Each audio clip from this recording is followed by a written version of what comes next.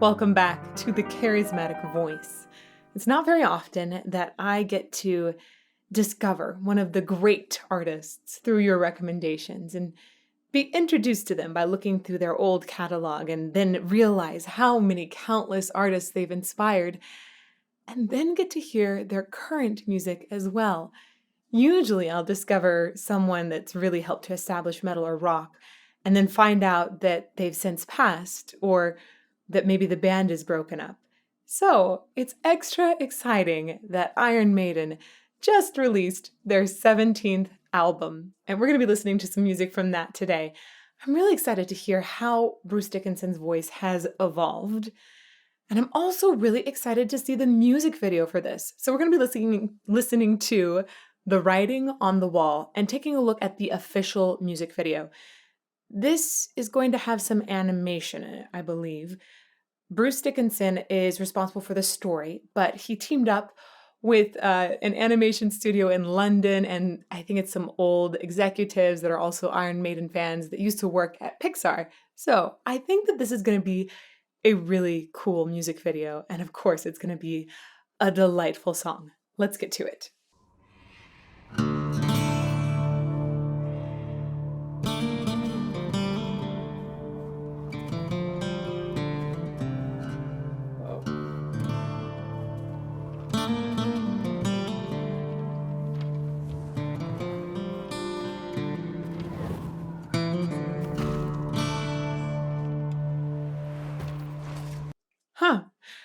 There's some good sound effects in here. The Foley is really nicely done.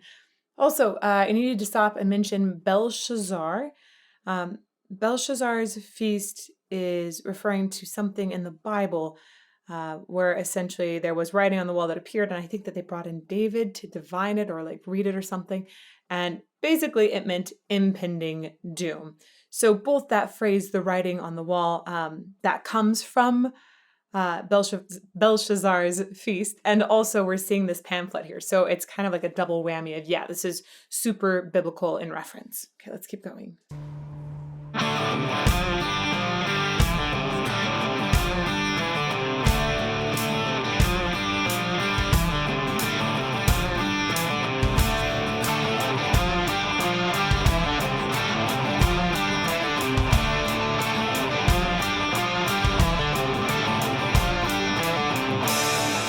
Such a...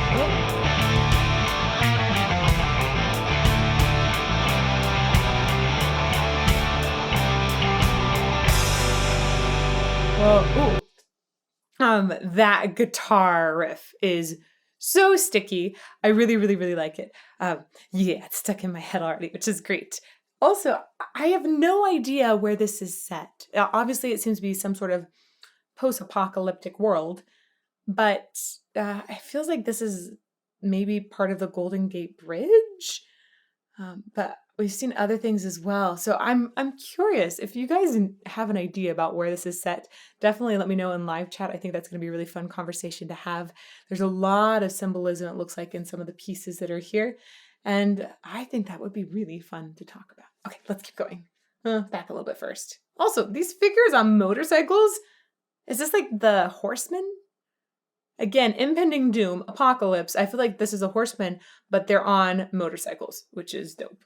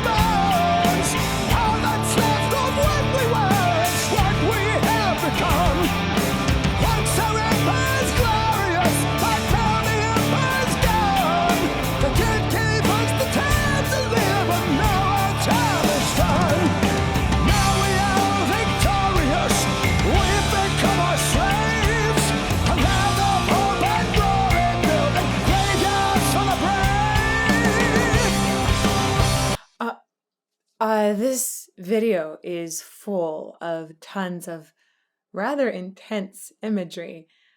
I'm, I have to say, I lost track a little bit of Bruce Dickinson's vocal there, which is, yeah, it's very rare for me to lose track of a vocal. I'm going to go back and listen to it again. Just seems like we've got a lot of Empire overlord imagery, which really goes together with the lyrics that I read ahead of time. Um, Once our empire is glorious, but now the empire is gone. Oh man, I love this line. The dead gave us the time to live, and now our time is done. Oh, man, these are really good lyrics in here. Okay, let's go back. I'm going to pay a little more attention. All I heard was like, yeah, that's a good line. Oh, too far. Sorry.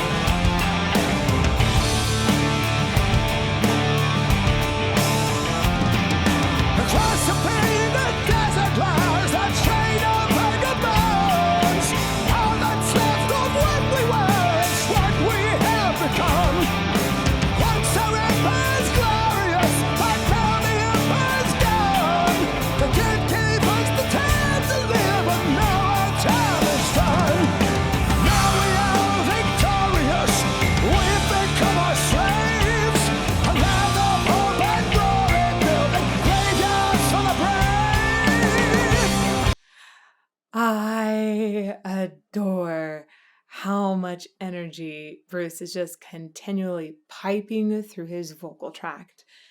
He's giving just as much energy to the consonants as he is to the vowels. It just creates this like very consistent line. I can hear and understand all of his words. Also, he just sounds great.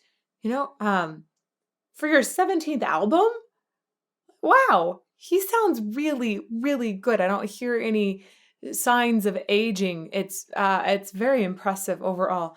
All right, let's keep going. Have you seen the writing on the wall? Have you seen that writing? Can you see the writers on the stone? Can you see them writing? Can you see them writing?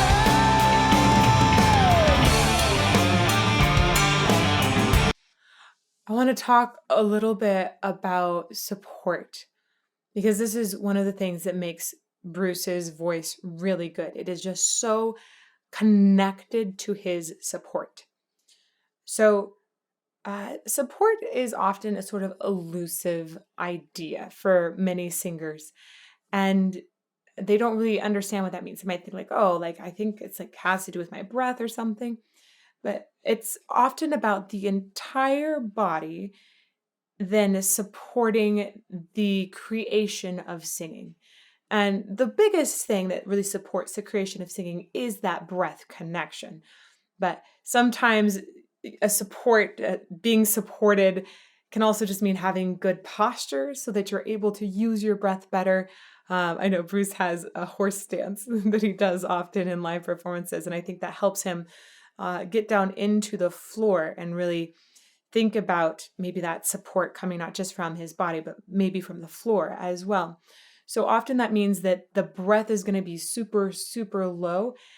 Definitely something where the breath isn't high and just running into the vocal folds, but it's able to maintain a really, really long line. In his case, you just hear that power the whole time. And his support is what makes it possible for him to continually be powerful in the singing, because it's not taking all the breath and going whoosh and exiting at one point. Instead, it's got a low foundation so he can really carefully measure the breath and create the extra power there and then just keep it going the whole time.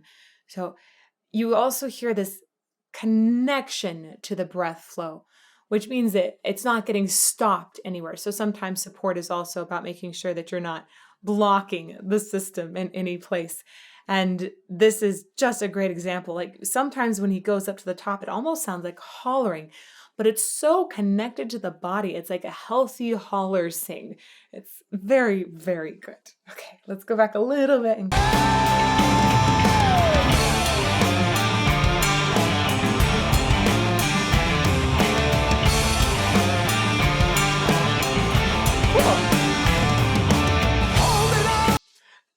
the guitar lick I like again. That was fun. And the cool DJ was awesome too. Holding on to fury, is that all we ever know? Ignorance and change and jury, all we've got to show. From Hollywood to Babylon, only wars of kingdom come. On a trail of dust and ashes when the burning sky is done. A tide of change is coming, and that is what you fear. The earthquake is a-coming, but you don't want to hear. I don't know if anybody else got Major Kree vibes, but if you know what I'm talking about from Marvel, definitely let me know in the comments down below. This also has this like fountain of youth thing that's happening here, which is very interesting. And I think it's important to know that this was paired with lyrics that talked about Hollywood briefly. So I wonder if he's making some sort of statement about Hollywood and maybe superficialism with that fountain of youth idea. Definitely got Matrix vibes as well. Oh boy. Oh boy. Okay.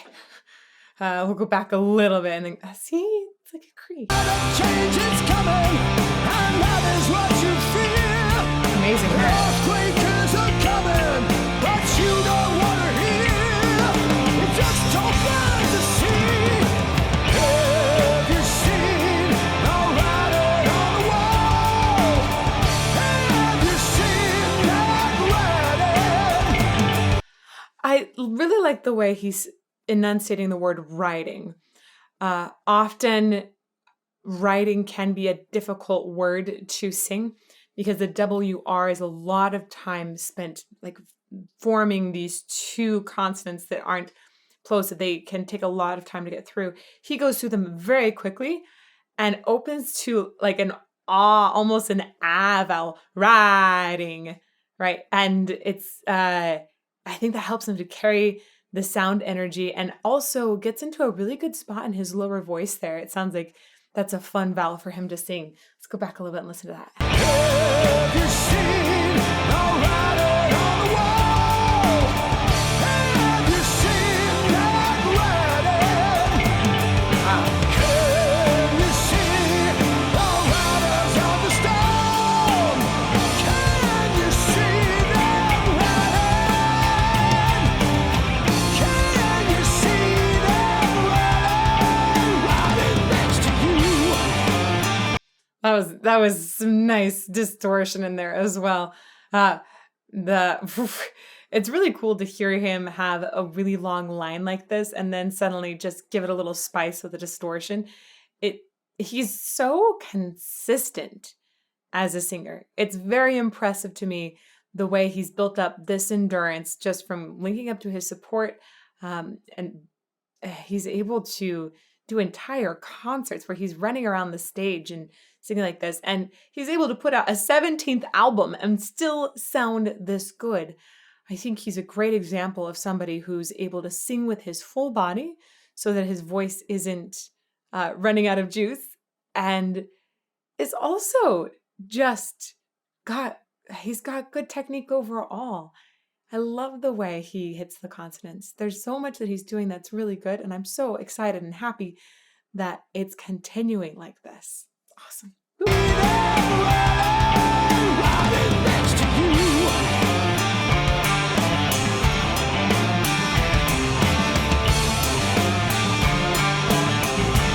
Oh.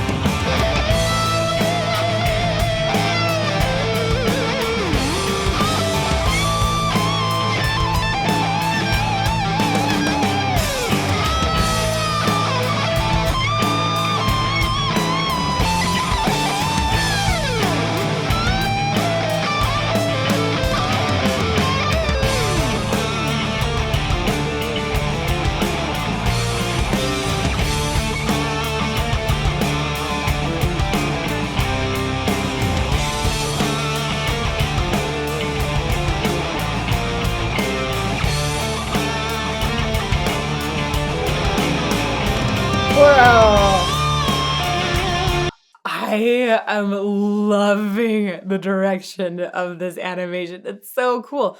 And I feel like some of these symbols are attached to Iron Maiden as well. It looks like a lot of it just feels really on brand. Super cool, super cool. Um, Not to mention the instrumental break here is dope. It's just so ah, I think I've become more and more appreciative of these instrumental breaks because of metal, and it's I think giving a moment to solo to spotlight to something other than the voice, it builds appreciation for each. You know, you're like, okay, wow, guitar can feel this way, or drums can feel this way, and it brings a new feeling into the piece. And then you get back to the vocal, and you're like, ah, yeah, that's maybe for me. I'm like, oh, that's my home base, cool beans. But it's just so cool to have this appreciation built up. I love it when musicians who are really technically solid are featured. We need to definitely appreciate instrumentalists more. Okay, so speaking of, we're going to go back and listen to some of this instrumental solo again because it's dope.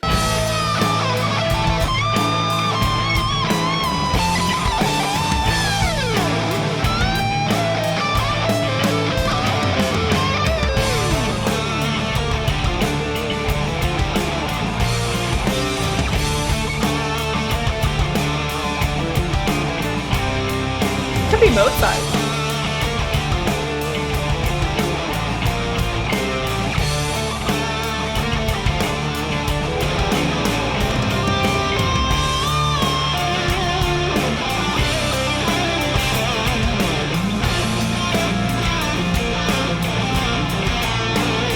Whoa.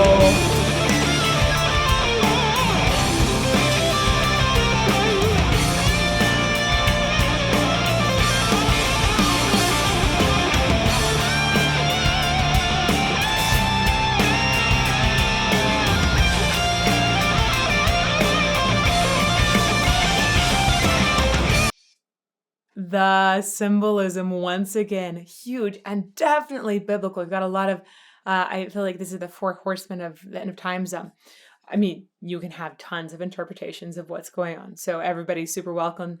But I feel that I'm seeing a lot of like, this is the end of time kind of symbolism that's saying, yeah, everything, you guys have had an apocalypse and you're trying to survive, but really you're just probably all going to perish right now.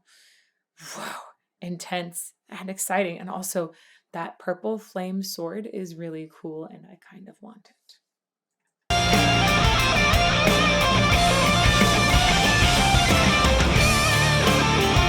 Ooh. Sentinels?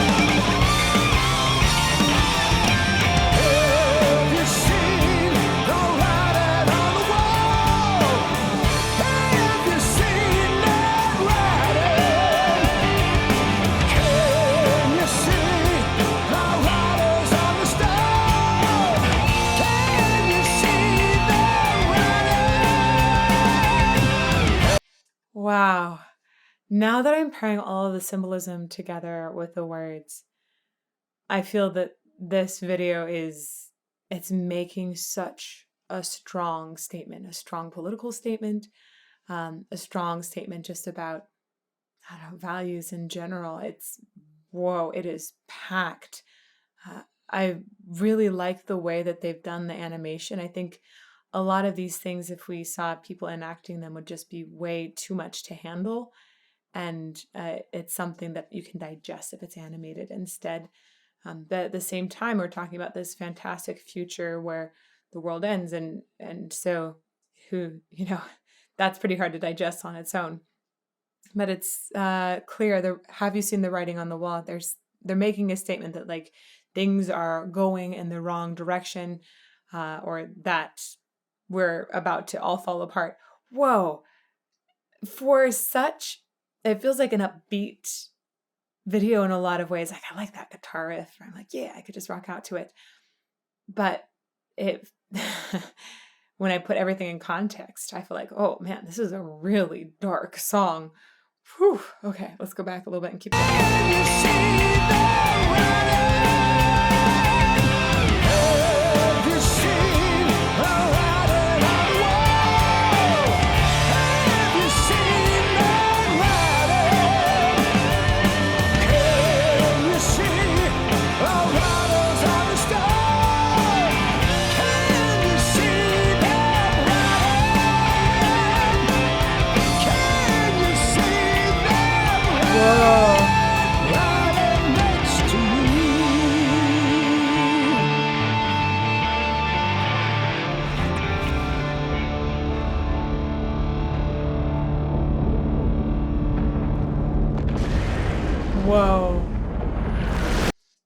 Uh oh, this looks scary. It's like it's become circular in some way. Like it's coming back to that Adam and Eve idea with the apple. Whoa, whoa, mind blown, like the set is currently blowing up.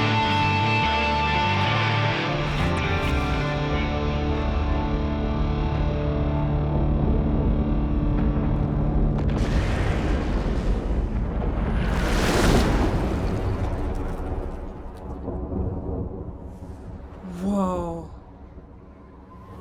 This was such a good video.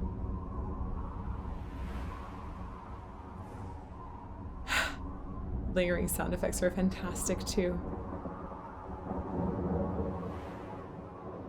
Wow.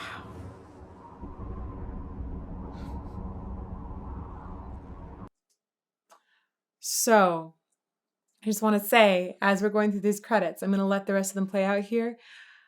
I think it's really important to give credit to all of the people that work on things. And I love the way that they've kept the sound going here to keep people more engaged, let them read about who is behind this really awesome project. So we're going to just keep going through this. I love what this came out to be. Wow. Oh, and this sounds so good.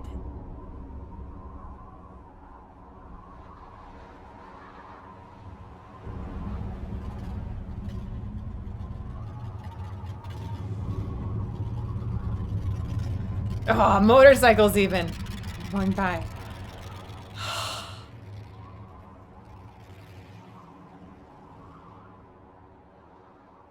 Awesome.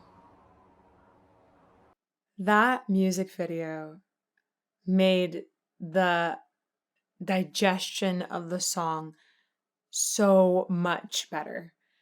A lot of times I really like looking at live performances to see what all the singer is doing with their mouth. How are they using their microphone? How are they supporting their singing? Oh my goodness. I loved getting to see the official music video for this. I feel that the storyline was intense. The symbolism was intense, and it matched the intensity of Bruce Dickinson's vocals. Really, I went hand in hand, and I loved the sort of really fun guitar riff in there as well. And overall, it just felt like we were totally rocking out to tons of different things. But like even the aggressive nature of Bruce Dickinson's consonants felt very matched by the artistic direction and story of this video. Whoa, that's fantastic. Whew. It's so delightful to also hear how good he still sounds. Very, very excited by that. And I hope that we'll get to hear much more of their current work. I'm sure we'll have some more Iron Maiden on the channel in the future. So let me know in the comments down below which Iron Maiden song you think we should do next. Also, you can find me here every Monday, Tuesday, and Friday at 8 a.m. Arizona time. And you can find us on Patreon. And you can also find me at thecharismaticvoice.com, where I teach lessons about singing and about music appreciation in general. It's a pretty cool place to be. So I hope to see you somewhere soon.